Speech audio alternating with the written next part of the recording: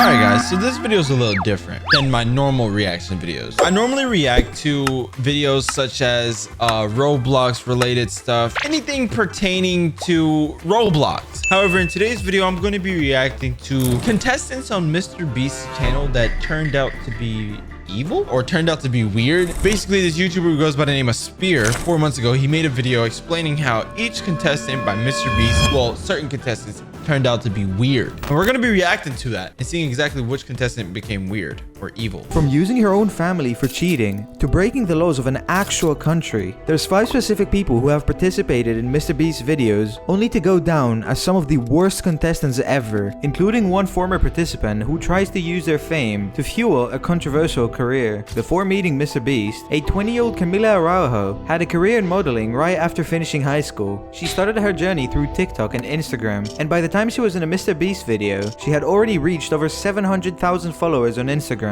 But her real fame came at the end of 2021 when she participated as player 67 in MrBeast's recreation of Squid Games, which featured the prize money of $456,000. It's like the middle. Basically, you don't think it's Umbrella. Umbrella, did you even watch Squid Game?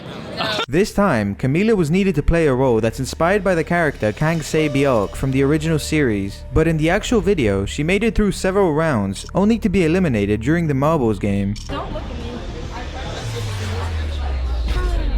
Despite not winning the ultimate grand prize, her performance and personality was widely appreciated by the audience, and she was now thrilled to see millions of views on her own accounts. Bro, what? 73 million, 69 million, 58 million, 51 million, 49, 40. Following her appearance in the video, she started thinking about using her newfound fame to expand her online presence and brand. And shortly after her rise to fame, Camila started promoting her account on OnlyFans. I was running out of ideas. I'm just gonna start an OnlyFans. However, her quest for attention took a disturbing turn as Camila began posting videos involving her family in disturbing ways. One particular moment featured her brother, who was awkwardly asked about his sister's OnlyFans account. So how does it I did not know that was her. I actually remember seeing this video, well, this short or whatever. feel to have a sister that has an OF? My friends always ask me if it's pink, but I don't really know what they mean by that. Do you know? Okay, wait, I don't remember this video because, bro, what? The response from a high schooler did not go the way Camila thought. It's actually discussing that she most likely told her brother to say this. The child is going to be living life in the hardcore mode. Not even Dr. Phil can save them. Feel bad for her brother. Telling a kid to promote your adult content, pretty sure it's illegal. It would. But what people didn't realize back then is that this was all a part of a marketing ploy, because Camila went on to upload 2 more videos of asking her brother the same question. What's even more surprising is that her brother isn't the only one in her family that she asked these questions to. Dad, This is crazy. This is actually crazy, bro. This is actually wild, bro. how does it feel to know that you have a daughter that does an OF? She is happy. I'm fine. Oh, W Dad. She later ended up getting roasted by a YouTuber named PackGod.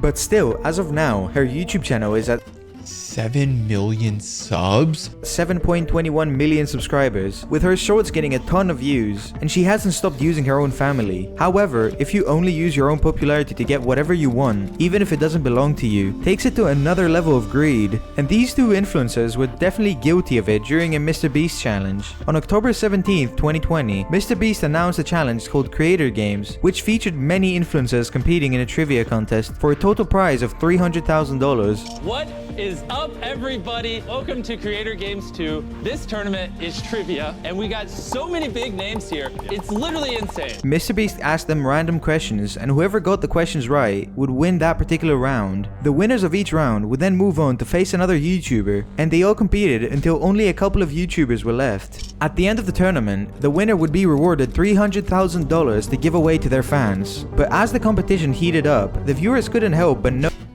What's going on with someone being accused of cheating in MrBeast 300k trivia? notice something odd. When you mix red and yellow, what color do you get?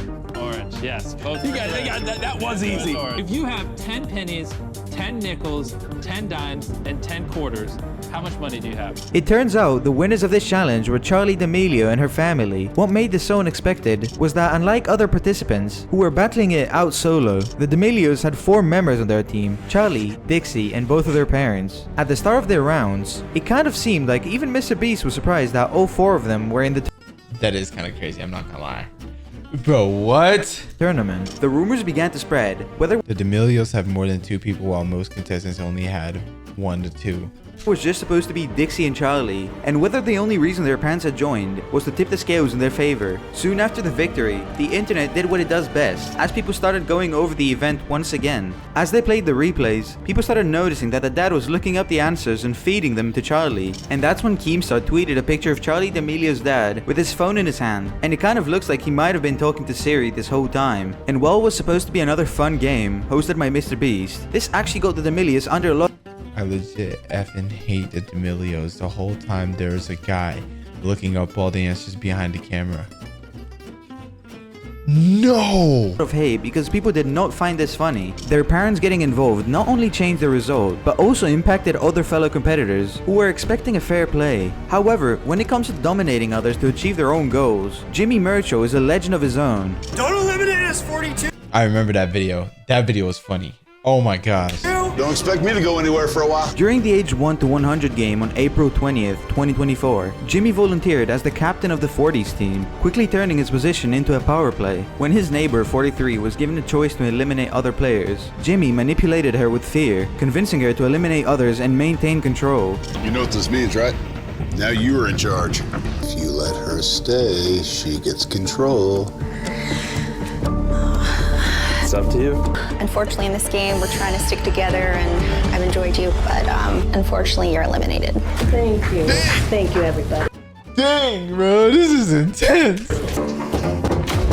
I'm so proud of you. His manipulation did not stop with the adults. He even targeted kids, showing no mercy. To an 11-year-old contestant, he coldly stated this. Is that 11? You are a kind person. And you are kind enough to not eliminate me. But unfortunately, your time here is over. I'm so Dang. Dang, bro. Holy crap, this is crazy. sorry. His actions earned him a lot of negative reactions from fellow players and the audience as well, with some labeling him as 42 was a straight menace. This man did some Eisen type stuff. I'm so proud of you. It was absolutely insane. Nah, for real, bro. straight menace, and comparing him to historical figures known for cruelty. Historical figures animate people, bro. Bro, 42 was an actual villain. Bro is evil. Now is not the time to develop a heart. It's literally such a super villain quote. However, Jimmy's ruthless quest for victory backfired spectacularly. If you look around, you'll see that 42 was the only one to step out until 2 seconds remained, and someone all the way over there stepped out at the last second. Oh my god. In a twist of fate, another contestant appeared to have personal grudge against Jimmy. With only 2 seconds remaining, the other contestant decided to step out, leaving Jimmy to a taste of his own medicine, losing the $250,000 prize due to the hatred his actions had shown. But this next influencer takes it even a step further, because his reckless actions go beyond a competition, as it affects an entire nation. You see, a YouTuber named Fidias decided to start his YouTube I remember this guy. He was hanging out with Eric initially by sharing videos in Greek, but later switching to English to reach a broader audience. After moving to the United States in pursuit of greater opportunities, he connected with other people and somehow managed to get the attention of MrBeast. After a few interactions, Fidias was invited to join a competition where the last person to keep their hands on a Lambo, worth $300,000, wins the car. What do you plan to do with the car when you win? Drive it. Turek, you are dumb. The participants were put through a series of physical and mental challenges, all No, because actually, I actually wondered what happened to this guy. aimed at testing their endurance and focus. And to push them even further, they were tempted with things like food and other incentives in order to get them to remove their hands from the car. As MrBeast kept introducing more tests, the game only got harder, with just a few contestants remaining. Sorry to wake you all up, but 2 of you literally just got out. Did you see anything? It's not me. So they put us to tie our hands on the wheel.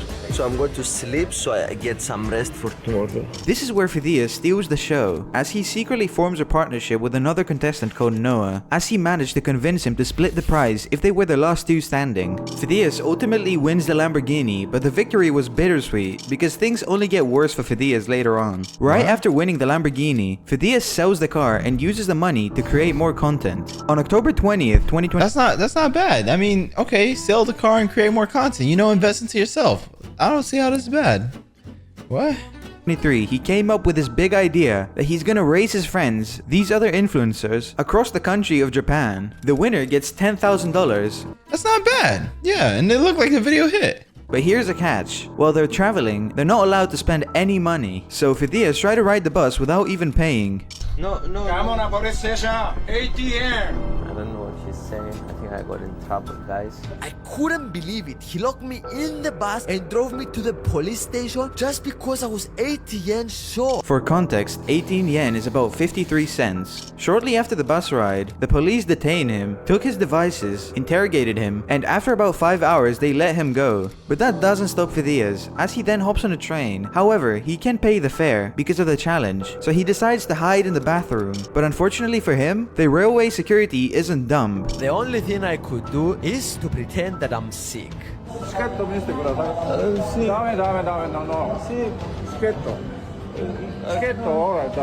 Eventually, along his journey, Phidias gets hungry, but instead of asking anyone for food, he straight up steals. Bro, so this whole so he made a whole video just stealing people. Bro, you went to another country and you just straight up like stole and like, this is crazy, bro. I went up to the rooms to check the numbers so I could use it as a passcode for the breakfast. Room 505. Thank you. And it worked. I just have access to a 5-star Japanese buffet. After about a day of traveling, they all made it back to the other side of Japan, and that's where the challenge ends. But for Phidias, the real challenge was only beginning, as when he uploaded the video to his YouTube, he faced I already know, bro. Japan was not messing with it. an aggressive reaction from the audience, with some people saying, I feel for Japan, getting invaded by cringy influencers and streamers must be tough. Even if it's all staged, he's electing his young audience that this is cool and it'll work out if you follow in the steps. Dude literally teaches kids to do crime. I apologize, bro. That he should have faced major repercussions for breaking several laws, but the backlash he got was so bad that Phidias feels like he needs to apologize. Hello, beautiful people. I apologize to the Japanese people if we made them feel bad. That was not our goal, said a cryptic YouTuber on Tuesday after this video went viral over the weekend.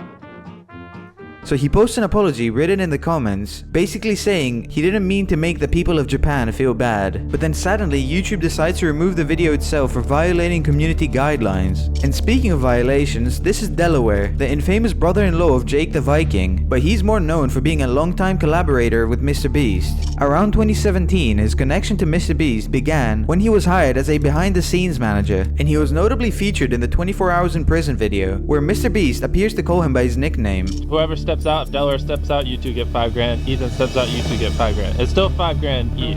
In another video, MrBeast and his crew destroy furniture in what is later identified as Delaware's own house. This video also serves a backdrop for the introduction of Delaware, although he's not prominently featured on camera. But that is not the only time we see him, as his house also appears in another video. But before we get into that, make sure you hit the like button if you're enjoying this video, and subscribe to stay updated with our future videos. And don't forget to leave a comment with what you think I should cover next. The context of his involvement here is similar to the previous videos, where he's seen as a part of the background narrative rather than an actual central figure. However, according to a tweet by Jake, Delaware has a dark history. The tweet states that Delaware was accused of being inappropriate with an 11-year-old kid, and that he took a plea deal, which is why there was no jail time, but he still had to register. And according to her own tweet, it appears that Ava Tyson perhaps knew about this as well. Here, we see his actual name is Charles, and he appears on 2 registries, North Carolina's and Delaware's. The charges listed include a 4th-degree misconduct with a victim under 18 years old. Other details include the offense, offense, state of conviction, probation status, the victim's age, the offender's age, and any other violations. Now, according to Jake's tweet, Charles was supposed to be a behind-the-scenes manager, and a screenshot of Delaware's registry page